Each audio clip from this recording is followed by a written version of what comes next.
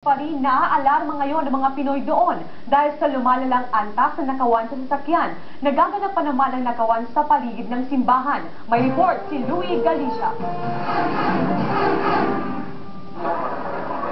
Ilang kaso ng nakawan at tangkang pagnanakaw sa sasakyan ang naiulat sa Brussels.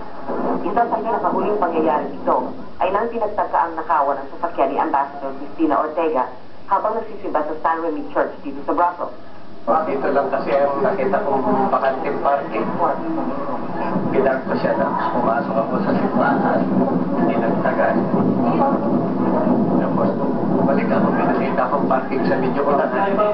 Nililipat ko sana, nakita ko pasang na. Sabi nga nila, dito raw, dangerous. Sabi ko kung ang mga ito. Meron, dito raw talaga, meron that's a lesson. Leksyon ko lagi yan. Ayon sa mga Pinoy dito, problema nila ang nakawan tuwing magsisimba sila sa San Remi. Matapos mabigyan ng regularisasyon, dumami sa mga Pinoy ang nakabili ng magagarang sasakyan. Kasabay nito, lumala rin ang antas ng krimen ng nakawan dito sa Brussels.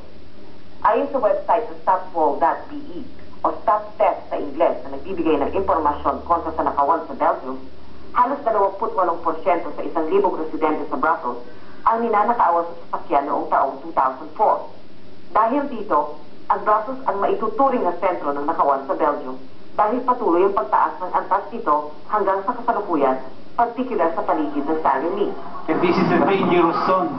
Never na mag-iwan na sa loob ng kotse na may nakikitang bagay o ano, dahil papasakin yan ng nakapataan dito. That's the reality.